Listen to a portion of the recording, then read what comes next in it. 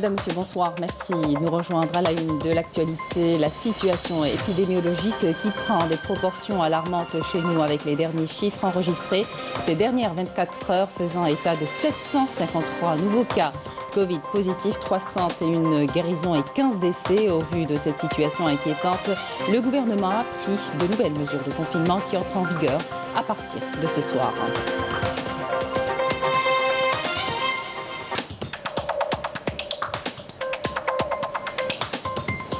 Et face à la recrudescence des cas Covid positifs à travers le pays, les agents de contrôle de la wilaya d'Alger ont sillonné les artères de la capitale pour s'assurer du respect des gestes barrières. Le constat n'est pas très satisfaisant.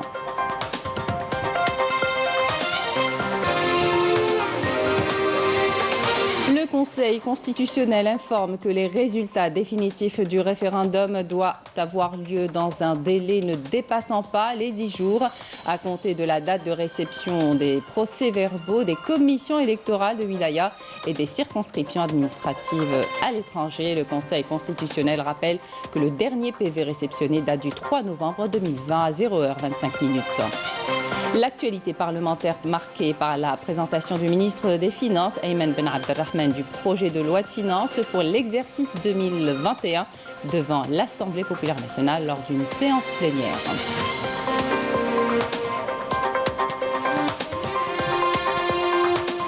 Et enfin, à Tipaza, après les incendies qui ont durement frappé la région de Gouraya, plusieurs médecins psychologues se sont rendus au chevet de ces familles pour leur apporter du réconfort. On reviendra sur l'aide psychologique qui leur a été apportée.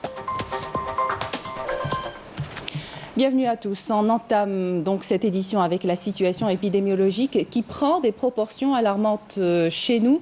753 nouveaux cas confirmés de coronavirus, 301 guérisons et 15 décès ont été enregistrés durant les dernières 24 heures en Algérie. Pour plus de détails, écoutons le porte-parole du comité scientifique de suivi de l'évolution de la pandémie du coronavirus, le docteur Jamal Fourar. Les principaux indicateurs enregistrés au cours de 24 dernières heures sont les suivants: 753 nouveaux cas, 608 nouvelles hospitalisations, 301 patients guéris, 56 patients en soins intensifs et 15 décès. Avec la déclaration de 753 nouveaux cas, l'incidence au cours de 24 dernières heures est de 1,7 cas pour 100 000 habitants, sachant que 22 wilayas n'ont pas déclaré de cas au cours de 24 dernières heures, 10 wilayas ont déclaré entre 1 et 9 cas et 16 wilayas ont déclaré 10 cas et plus. Pour ce qui est des nouveaux décès enregistrés au cours des 24 dernières heures, nous avons malheureusement enregistré 15 nouveaux décès, rahimahullah. Pour ce qui est des nouvelles hospitalisations durant les 24 dernières heures, leur nombre est de 608 patients. Les patients guéris à ce jour, leur nombre est de 42 626, dont 301 guéris au cours des 24 dernières heures. Pour ce qui est des patients en soins intensifs actuellement au niveau de nos hôpitaux au niveau national, nous avons 56 patients en soins intensifs. Et comme d'habitude, nous disons à la population de rester très vigilante, surtout en cette période où on assiste à une augmentation significative du nombre de cas, de respecter scrupuleusement les mesures de prévention, notamment l'hygiène des mains, la distanciation sociale et surtout le port de masque obligatoire en tout lieu et en toutes circonstances. Et au vu de cette situation inquiétante, le gouvernement a pris de nouvelles mesures de confinement qui entrent en vigueur à partir de ce soir. Principalement la reconduction pour une durée de 15 jours de la mesure de confinement partiel à domicile, déjà en vigueur pour 20 wilayas qui passe désormais à 29 wilayas. L'adaptation plutôt des horaires de confinement partiel à domicile de 20h jusqu'au lendemain à 5h pour les wilayas concernés par cette mesure. La suspension de l'activité de transport urbain des personnes publiques et privées durant les week-ends sur tout le territoire national et la poursuite de la fermeture des marchés de vente de véhicules d'occasion sur l'ensemble du territoire national. Et toujours au vu de la situation pandémique sensible actuelle, la prière du vendredi à la Grande Mosquée d'Alger est suspendue à partir de ce 13 novembre et reprendra une fois les conditions réunies. C'est ce qu'a décidé une commission multisectorielle supervisée par le ministre des Affaires religieuses et des Waqf, Youssef Belmehdi, et réunie sur instruction du Premier ministre Abdelaziz Jarrad. La commission a relevé que la Grande Mosquée d'Alger a accueilli accueilli vendredi dernier une foule nombreuse de fidèles. Toutefois, des observations ont été faites et le comité scientifique a mis en garde contre les éventuelles répercussions des dépassements relevés sur la santé publique. La commission a souligné que la pandémie est préoccupante, notamment ces derniers jours, exigeant la prise de mesures supplémentaires et de dispositions spéciales annoncées dans le communiqué du Premier ministre du dimanche 8 novembre et appelle ainsi les citoyens à faire preuve de prudence et de vigilance et à respecter les mesures préventives en vigueur. Et puis, ce communiqué du Conseil constitutionnel qui nous informe qu'en vertu de l'article 182 de la Constitution, dans ses paragraphes 2 et 3, et la loi organique relative au régime électoral, à savoir ces deux articles 151 et 172, et le régime définissant le règlement intérieur du Conseil constitutionnel dans ces deux articles 76 et 94 qui citent que l'annonce des résultats définitifs du référendum doit avoir lieu dans un délai ne dépassant pas les 10 jours à compter de la date de réception des procès-verbaux des commissions électorales de wilaya et des circonscriptions administratives à l'étranger. Le Conseil constitutionnel rappelle que le dernier PV réceptionné date du 3 novembre 2020 à 0h25. L'actualité parlementaire marquée par la présentation du ministre des Finances Ayman Abdelrahman du projet de loi de finances pour l'exercice 2020-2021 devant l'Assemblée populaire nationale lors d'une séance plénière présidée par Slimane Chine, président de l'APN en présence de membres du gouvernement. Le PLF 2021 a été élaboré dans un contexte qu'on pourrait qualifier d'exceptionnel, a précisé le ministre au début de sa présentation. Le compte rendu avec Nesrine Ben Saidi. Un plan de loi de finances 2021 élaboré dans un contexte qualifié d'exceptionnel, marqué par la conjoncture de deux principaux facteurs, à savoir la récession économique et la crise sanitaire mondiale inédite. Cette nouvelle loi fait état d'un taux de croissance du produit intérieur brut qui devrait s'établir à 4% en 2021. Concernant la croissance hors hydrocarbures, elle enregistrera une hausse progressive entre 2,4% en 2021 et 3,81% en 2023. Les dépenses budgétaires totales devraient passer à 8 113 milliards de dinars en 2021. Quant aux dépenses d'équipement, elles s'élèveront à 2 798 milliards de dinars en 2021, soit une hausse de plus de 6%. Il sera aussi question de plusieurs facilitations et mesures en vue d'encourager et d'accompagner les initiatives nationales et relancer l'économie nationale, notamment pour les entreprises disposant du label Start-up.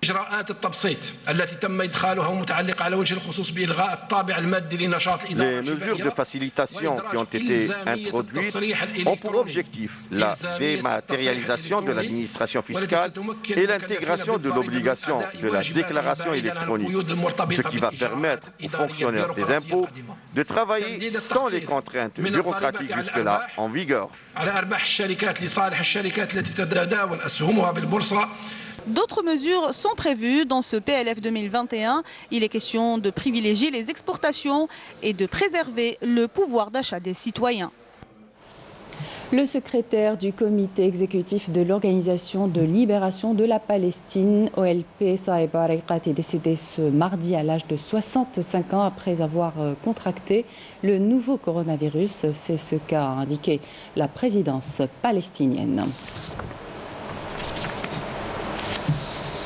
Et en cette douloureuse circonstance, le Premier ministre Abdelaziz Jarrad adresse à la famille du défunt et au peuple palestinien ses sincères condoléances et sa profonde compassion, priant le Tout-Puissant de lui accorder sa sainte miséricorde et de leur prêter réconfort et courage. Jarrad a affirmé sur sa page officielle Facebook que la cause palestinienne perd avec la disparition de Saeb Erekat, un fervent défenseur des droits historiques du peuple palestinien, négociateur en chef et secrétaire général du comité exécutif de l'Organisation de libération de la Palestine.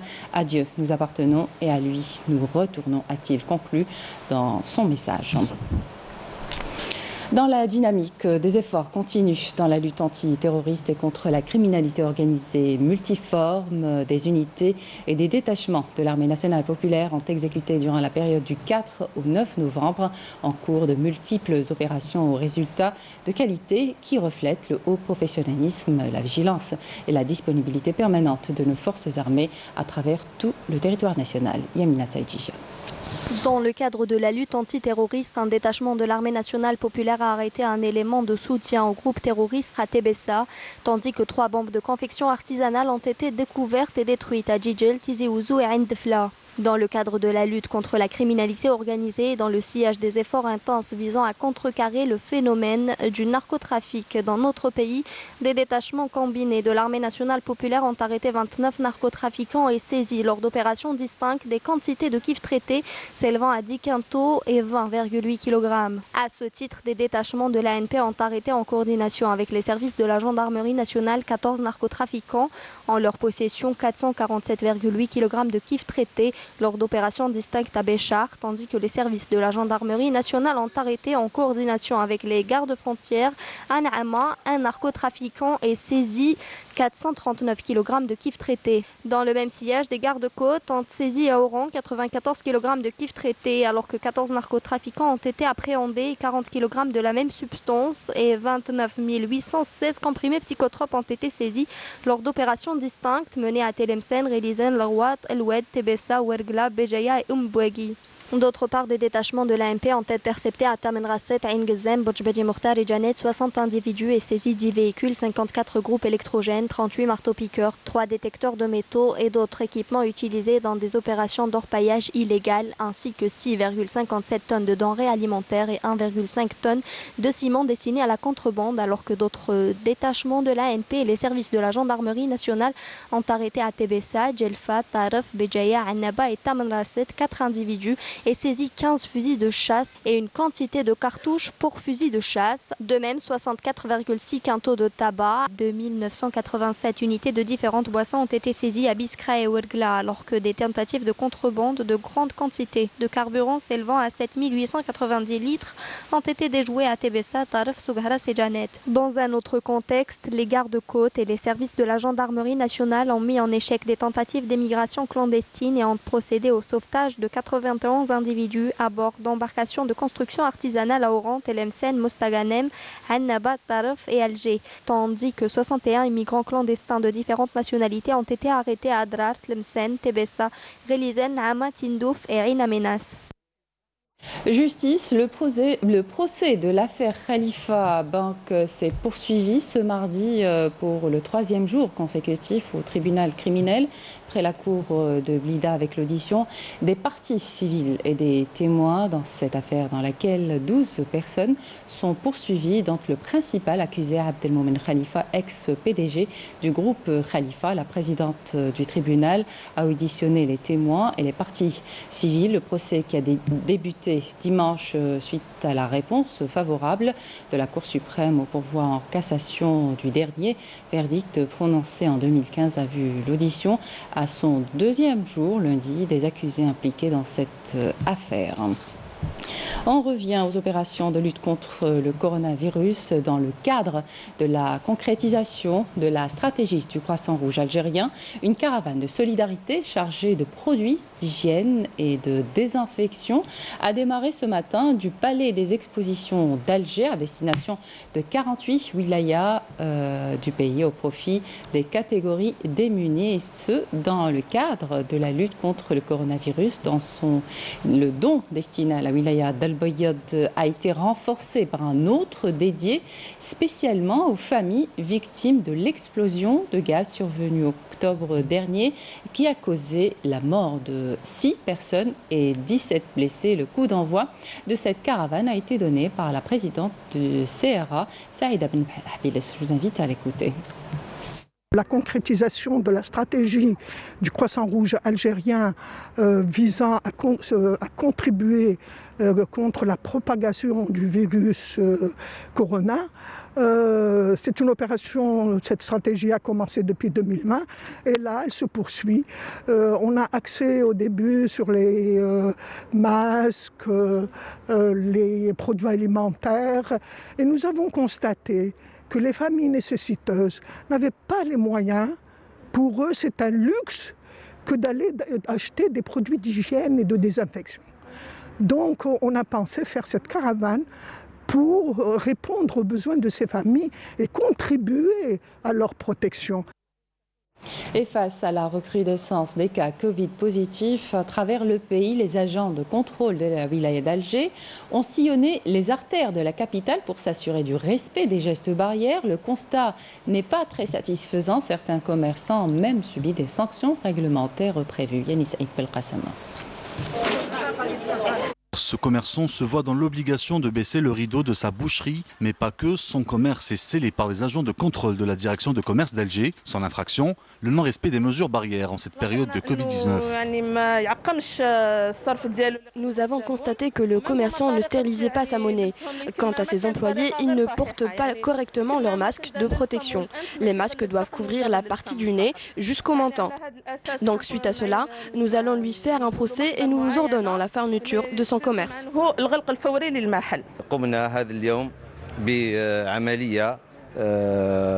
Aujourd'hui, nous avons lancé une campagne de contrôle des commerces et appliqué les mesures nécessaires face au non-respect des mesures barrières.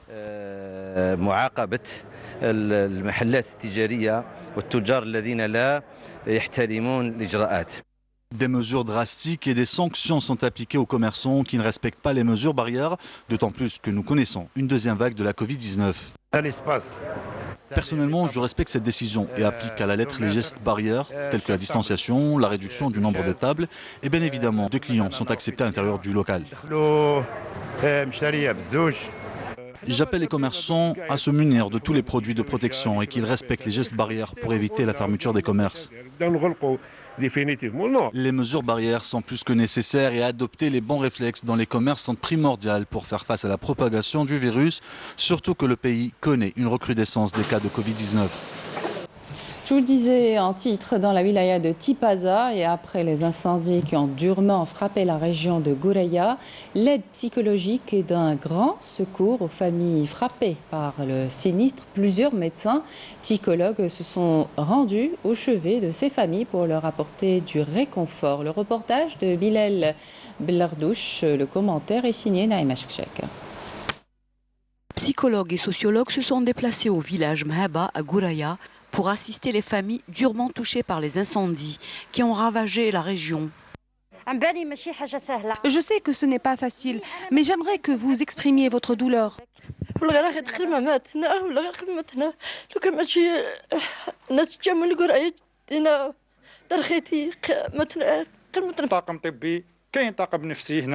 y a une équipe médicale ici à Gouraya, il y a une équipe de psychologues, il y a des cellules de proximité, il y aura un suivi, Inch'Allah.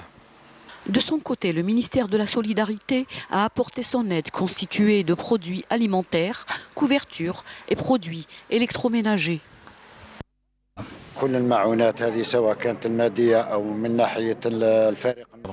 Ces aides médicales ou matérielles sont une évidence et nous donnent l'occasion de présenter nos condoléances aux familles des disparus. Nous souhaitons un prompt rétablissement aux personnes atteintes par les incendies.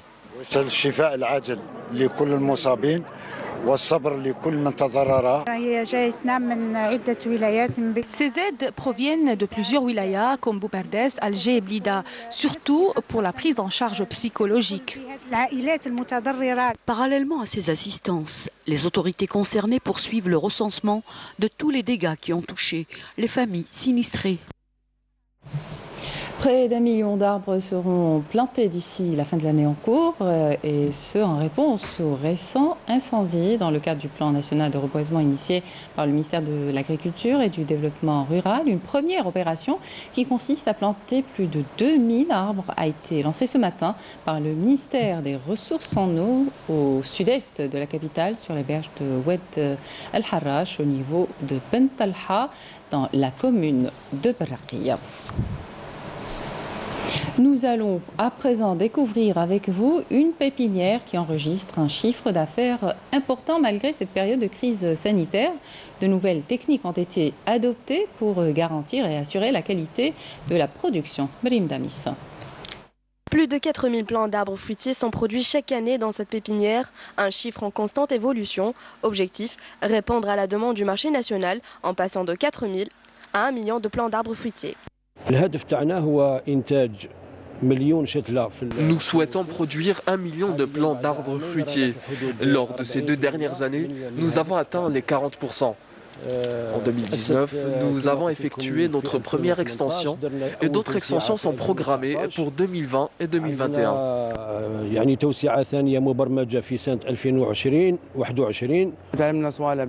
Nous avons appris beaucoup de choses sur comment prendre soin d'un arbre et nous avons acquis les bons réflexes de l'ébourgeonnage. Cette pépinière recourt à des techniques modernes dans la production d'arbres fruitiers pour garantir et assurer une bonne qualité. Le cycle de vie de l'arbre dans notre pépinière est de 14 à 16 mois. Elle passe par plusieurs étapes. La phase la plus importante est celle de la germination. Voici la technique la plus facile. Avant, c'était plus compliqué, mais aujourd'hui, nous avons développé plusieurs techniques.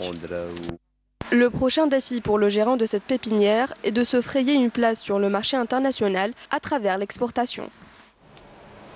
Sport, les joueurs de la sélection algérienne de football ont eu droit à 3 séances vidéo rien qu'au cours des dernières 24 heures pour se faire une idée plus précise sur la qualité du Zimbabwe, leurs futurs adversaires dans le cadre des qualifications à la prochaine Coupe d'Afrique des Nations CAN 2021.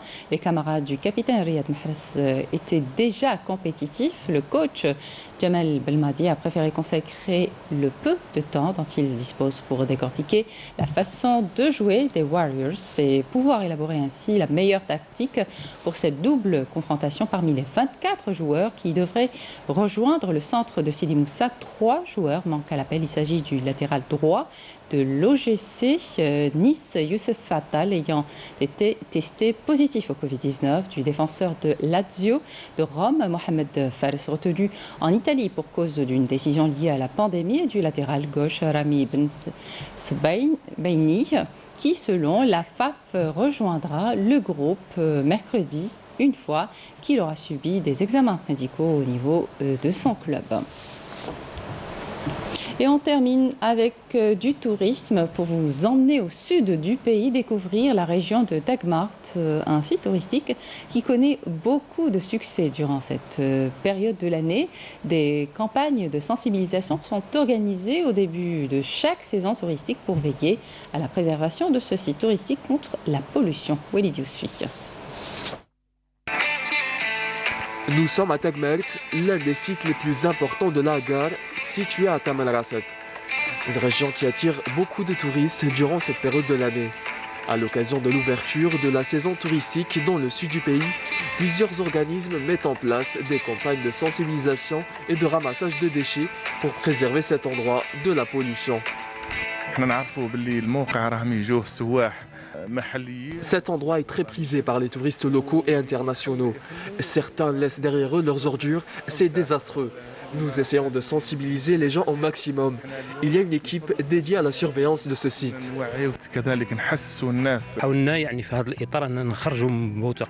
Nous avons essayé de sortir du cadre administratif et descendre directement sur le terrain. Nous avons organisé des campagnes de sensibilisation pour attirer l'attention des jeunes sur l'importance de préserver cet endroit. Nous avons mis en place une campagne au niveau de la wilaya pour combattre la pollution dans ces lieux touristiques. Pour l'instant, nous sommes arrivés jusqu'à Askalam. On espère que cette initiative, réalisée en collaboration avec le ministère du Tourisme, aura un grand impact. La saison touristique démarre cette année dans des conditions particulières dues à la pandémie de coronavirus. Plusieurs solutions sont alors mises en avant pour une reprise dans de bonnes conditions sanitaires. Les touristes préfèrent venir dans le sud, surtout durant cette saison.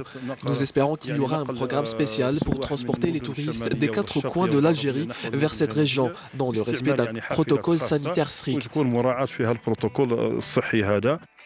Les créations artisanales de la région ont elles aussi un succès particulier auprès des touristes.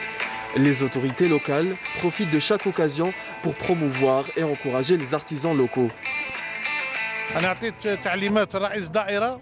Nous avons 800 logements qui vont être distribués prochainement et j'ai donné des directives au président de Daïra pour que chaque bénéficiaire ait comme cadeau ce porte-clés artisanal. Une façon de soutenir et d'encourager les artisans de la région. Nous avons une quantité importante de ce genre de porte-clés fait main pour toutes les wilayas avoisinantes qui souhaiteraient s'en procurer. Selon les statistiques, le nombre de touristes qui sont passés par Tagmelt était en nette régression la saison passée. Ce chiffre est appelé à diminuer davantage cette année à cause de la pandémie de coronavirus. Le rappel des titres avant de se quitter. La situation épidémiologique qui prend des proportions alarmantes chez nous avec les derniers chiffres enregistrés ces dernières 24 heures, faisant état de 753 nouveaux cas Covid positifs, 301 guérisons et 15 décès. Et au vu de cette situation inquiétante, le gouvernement a pris de nouvelles mesures de confinement qui entrent en vigueur à partir de ce soir. Et face à la recrudescence des cas Covid positifs à travers le pays, les agents de contrôle de la wilaya d'Alger ont sillonné les artères de la capitale pour s'assurer du respect des gestes barrières. Et le constat n'est pas très satisfaisant.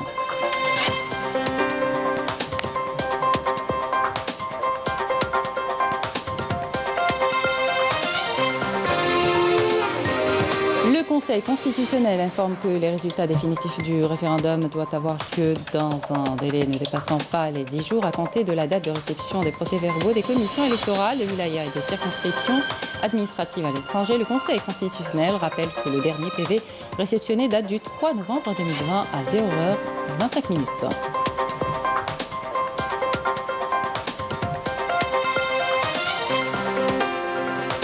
L'actualité parlementaire marquée par la présentation du ministre des Finances, Ayman Ben Abdelrahman, du projet de loi de finances pour l'exercice 2021 devant l'Assemblée populaire nationale lors d'une séance plénière.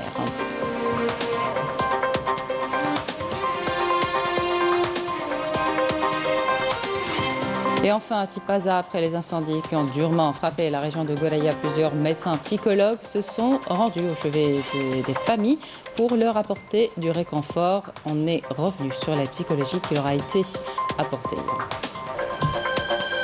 Et c'est la fin de cette édition. Merci de votre attention. Excellente soirée sur Canal Algérie avec la suite des programmes.